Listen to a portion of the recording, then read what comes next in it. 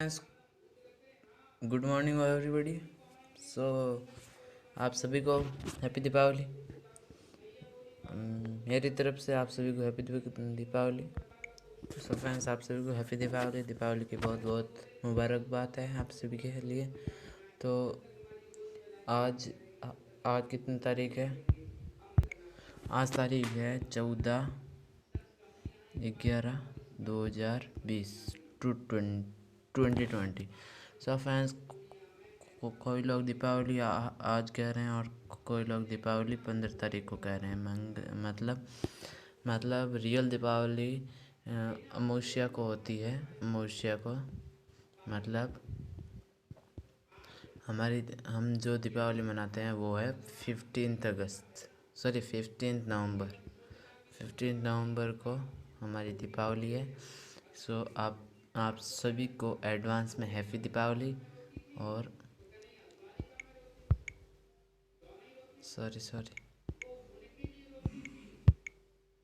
ये लीजिए फ्रेंड्स, आप सभी के लिए मैं यहाँ पे लिख देता हूँ 15 तारीख को 11/2020। ठीक है, आप सभी को एडवांस में हैप्पी दीपावली। अब आगे चलते हैं, जो हमने क्या है उससे आगे लेते हैं। हमने क्या क्या किया आपको याद ही होगा। हम इसे यहाँ से क्लीन कर देते हैं और हमारे लेसन पर आते हैं। हम थे पी ब्लॉक पर थे। मैं थोड़ा कलर चेंज कर लेता हूँ आपके लिए। ये लीजिए, हम थे पी ब्लॉक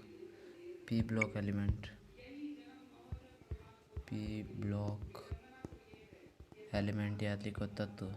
सेम ये फ्रेंड्स, एलिमेंट या तत्व जो मैं आपको पढ़ाने वाला हूँ, इसका मैं यहाँ पे एक फ़ोटो ले लेता हूँ जिससे कि आपको समझ में जल्दी आए। इससे हम हमने कहाँ तक कर लिया है वो भी मैं आपके लिए लेकर आ जाता हूँ। एक बार रिकैप कर लेते हैं। सो फ्रेंड्स, हम कल यहाँ पे थे कि रासायनिक गुणधर्म पढ़ रहे थे। उसमें ऑक्सीडेशन स्टेट वाला उसमें हमने फर्स्ट गुणधर्म पढ़ा था। और फर्स्ट में हमने ये वाले सॉरी हाँ, फर्स्ट में हमने ये वाले किए हैं कि नाइट्रोजन की ऑक्सीजन अवस्था कितनी होती है -3, और यहाँ पे कितनी होती है +3 भी होती है। -3 +3 और +5 ऑक्सीकरण अवस्था होती है नाइट्रोजन की। और आगे देखते हैं, इनके एग्जाम्पल भी दिए थे मैंने। और ये फॉस्फरस, आर्सेनिक, एंटीमनी और बिस्मिथ के भी ऑक्सीकरण अवस्था बताई थी मैंने। आपने अभी हमारा पिछला वीडियो नहीं देखा है तो उसे देख लीजिएगा प्लीज़। और जो हमने देखा था ये प्रोजेक्शन प्रभाव, आप देखे या नहीं देखे उसमें मेरा फ़ायदा नहीं, उसमें आप ही का फ़ायदा होने वाला है। क्योंकि जो आप पीछे वाला वीडियो देखोगे तो आपको ये वीडियो जल्दी समझ में आएगा। तो हमने प्रोजेक्शन प्रभाव देखा था। और बाद में विस्मानुपातन क्रिया देखी थी कि इसमें ऑक्सीकरण व अपचयन दोनों क्रिया होती है। और फिर नाइट्रोजन का असामान्य गुणधर्म देखा था। और फिर हमने कैमरे से क्या देखा था, कैमरे से हमने कुछ क्वेश्चन देखे थे। सो मैं यहाँ पे लिख देता हूँ, कैमरे से कुछ हम क्वेश्चन देखे थे। जो क्वेश्चन मैंने पिछले वीडियो में बताए हैं वो इम्पोर्टेंट क्वेश्चन है। जो आप है ना, वो इम्पोर्टेंट क्वेश्चन है जो आपके लिए बहुत मायने रखते हैं। मतलब बोर्ड में आने के चांसेस होते हैं उन क्वेश्चनों के। और आज हम पढ़ने वाले थे नाइट्रोजन। आज हम क्या पढ़ने वाले थे? Nitrogen N2। अब हम N2 की बात करते हैं। अगली स्लाइड पर आते हैं। तो फ्रेंड्स, हम थे नाइट्रोजन थे, जिसमें हमने कल कहा था कि हम पहले नाइट्रोजन का विरचन पढ़ेंगे। या विरचन का मतलब होता है विरचन का मतलब क्या होता है? निर्माण की विधि। कि नाइट्रोजन के निर्माण की विधि कौन कौन सी है वो पढ़ेंगे। जैसा कि मैंने आपको बोला था उसी प्रकार हम करेंगे। पहले हम इसका एक फ़ोटो ले लेते हैं, क्योंकि ये फ़ोटो में ही हमें समझ में आएगा। इसके लिए हम पहले स्लाइड खाली कर देते हैं और एक फ़ोटो ले लेते हैं। So friends, I am sorry, क्योंकि वो अभी इसमें फ़ोटो नहीं आएगा तो हमें आज ऐसे ही पढ़ना पड़ेगा। फिर कल से हम एक कैमरे से ले लेंगे कल से। आज हमें ऐसे ही पढ़ना होगा। तो हम कहाँ थे, नाइट्रोजन के विरचन की विधि। तो नाइट्रोजन के विरचन के विधि में नाइट्रोजन के विरचन, यहाँ पे सिर्फ विरचन रखता हूँ, बाकी मैं ऊपर ले लेता हूँ। अब विरचन की विधि में क्या होता है कि हम जैसे ही अमोनिया क्लोराइड को सोडियम नाइट्रेट के साथ अभिक्रिया करवाते हैं तो ये नाइट्रोजन व पानी व लवण उत्पन्न करता है। नाइट्रोजन पानी व लवण उत्पन्न करता है। तो ताकि ये कि मैं जैसे ही अमोनिया नाइट्रेट मतलब NH4 ammonia nitrate ammonia chloride NH4, ये 4 है मतलब ठीक है, NH4 ऐसे लिख देता हूँ, समझ में जल्दी आएगा।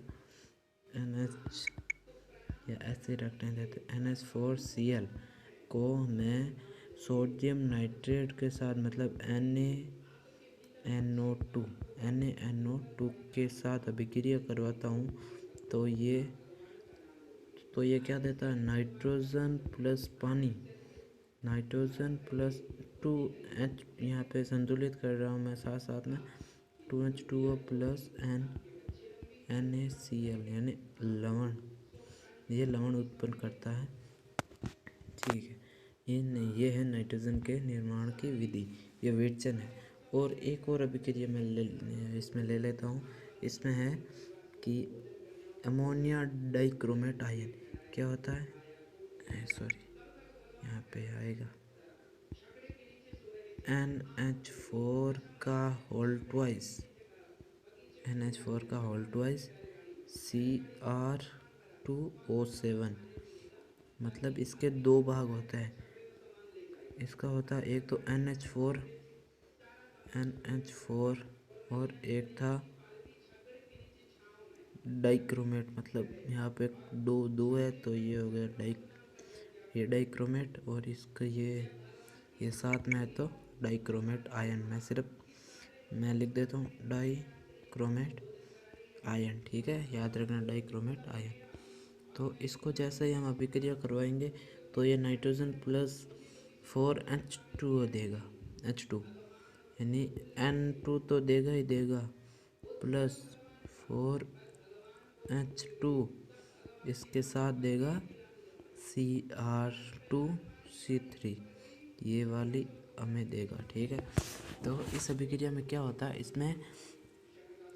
इसमें ऑक्सीकरण होता है। इस पे सोडियम, यहाँ पे सॉरी अमोनिया पे क्या होता है -3, और इस पे क्या होता है +6, यानी हम जैसे इसका ऑक्सीकरण करेंगे, सॉरी ऑक्सीडेशन नहीं, यानी ऑक्सीकरण अवस्था निकालेंगे तो इसकी आएगी -3 और इसकी आएगी +6।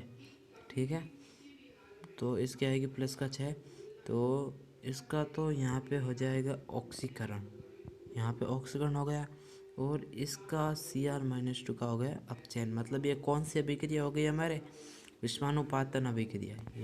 याद कीजिए, मैंने पिछले लेक्चर में बताया जिस अभिक्रिया में ऑक्सीकरण व अपचयन मतलब ऑक्सीडेशन व रिडक्शन दोनों अभिक्रिया सम्मिलित हो, इसे क्या कहते हैं, यानी उसे एक रेडॉक्स भी कहते हैं। मतलब जिस अभिक्रिया में ये दोनों अभिक्रिया हो तो उसे क्या कहते हैं, विषमानुपातन अभिक्रिया।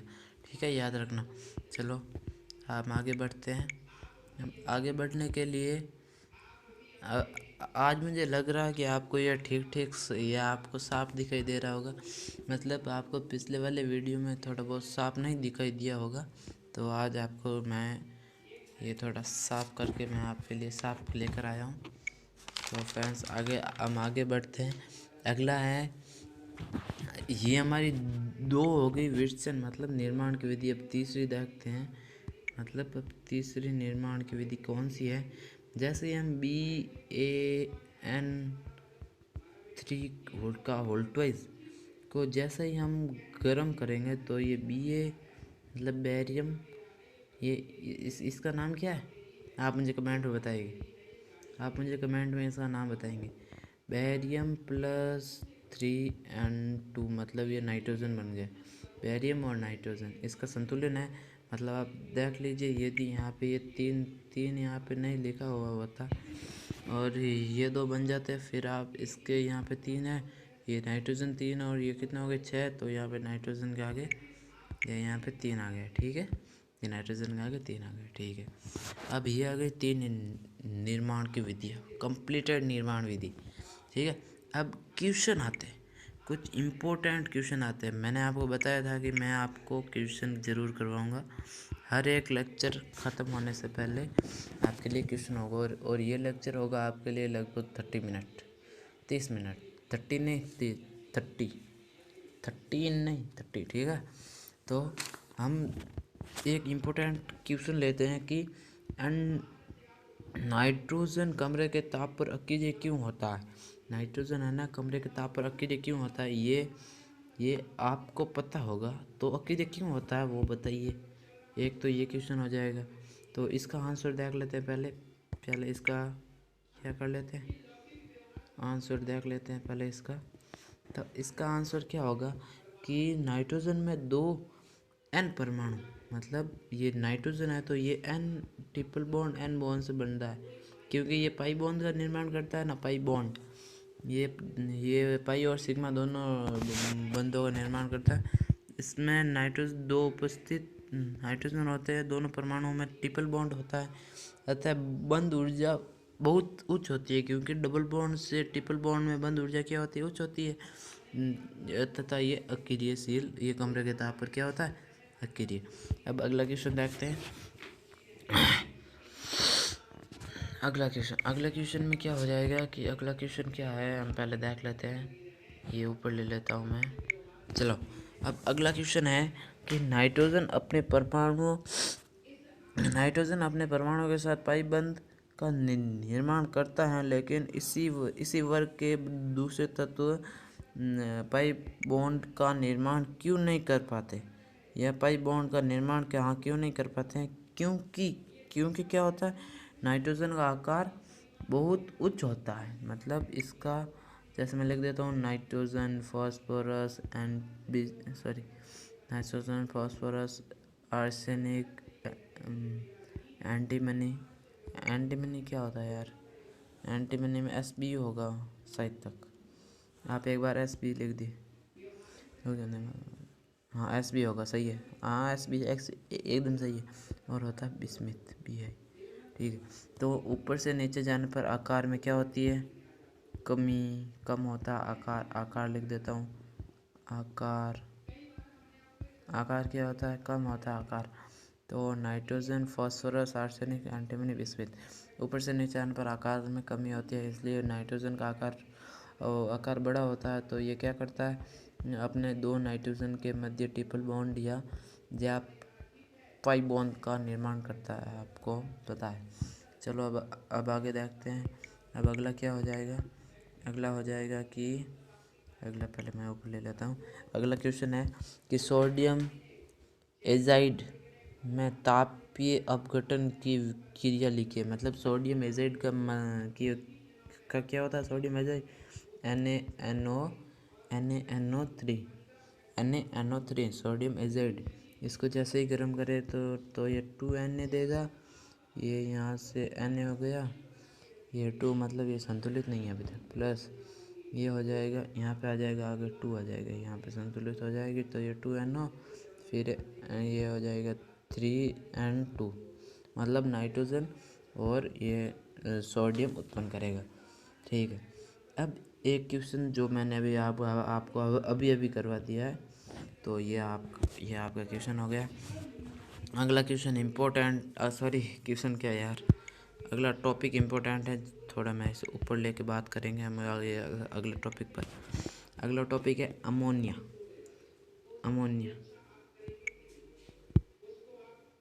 So friends, next topic of the ammonia.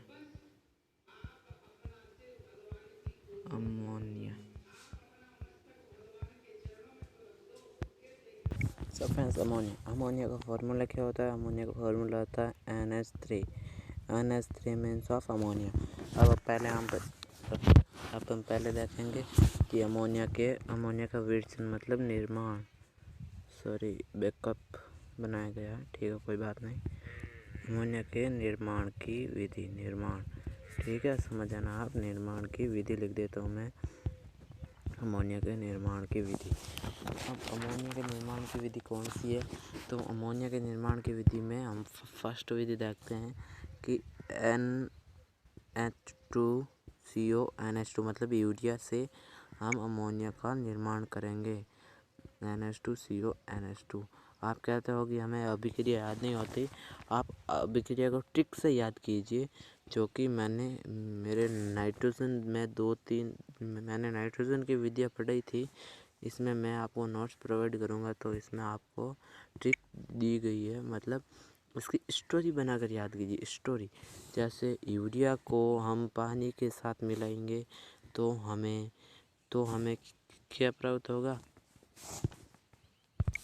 इससे हमें क्या प्राप्त होगा? Ammonium carbonate. मतलब कोई बात नहीं, इससे हमें प्राप्त होगा अमोनियम कार्बोनेट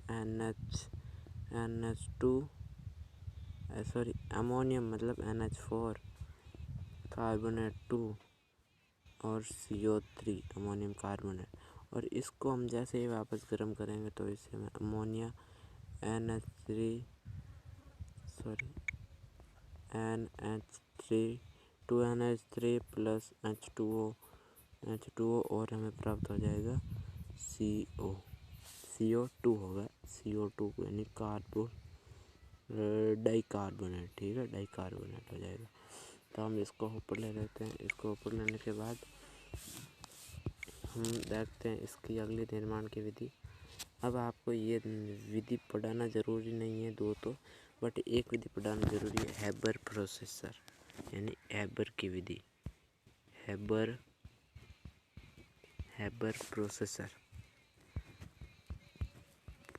प्रोसेस मतलब हैबर प्रोसेस यानी हैबर की अभिक्रिया कौन सी है वो पढ़ाना जरूरी है। हैबर ने कहा जैसे ही हम नाइट्रोजन को यानी नाइट्रोजन गैस को 3H2 मतलब H प्लस के साथ यानी उत्प्रेरक के साथ, जैसे ये उत्प्रेरक Fe और MO उत्प्रेरक Fe और MO उत्प्रेरक के साथ जैसे ही हम अभिक्रिया करवाएंगे तो इससे हमें 2NH3 प्राप्त होगा। क्या होगा? 2NH3। इसी को कहते हैं हैबर प्रोसेस। और इसमें डेल्टा H का मान क्या होता है? डेल्टा H का मान नेगेटिव में होता है। वो भी होता है कितना? 46.1 केल्विन किलो जूल पर मोल या किलो जूल मोल इनवर्स, यही होता है इसमें। और ये कौन सी है? ऊष्माक्षेपी अभिक्रिया है ये, तो आप समझ सकते हैं ऊष्माक्षेपी प्रोग्राम है। तो हम आगे बढ़ते हैं। इसको ऊपर लेकर आगे बढ़ने से पहले और थोड़ा ले लेते हैं आगे, कोई नहीं, आगे बढ़ जाते हैं और आगे बढ़ते हैं। हम आगे हम बढ़े हैं तो मैं फिर से हमें नीचे करना पड़ेगा। अब सब चलो जाने तो मैं वो अभी कर वापस लिख देता हूँ। यहाँ पे N2 प्लस 3H2O को मिलाएंगे तो ये क्या बनेगा?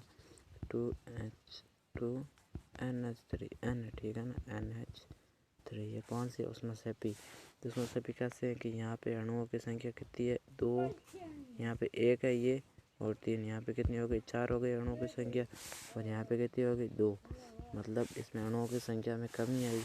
मतलब P है जैसे दाब है इस N के समानुपाती, दाब N के समानुपाती। और इस अभिक्रिया में ताप और दाब कितना रखना है?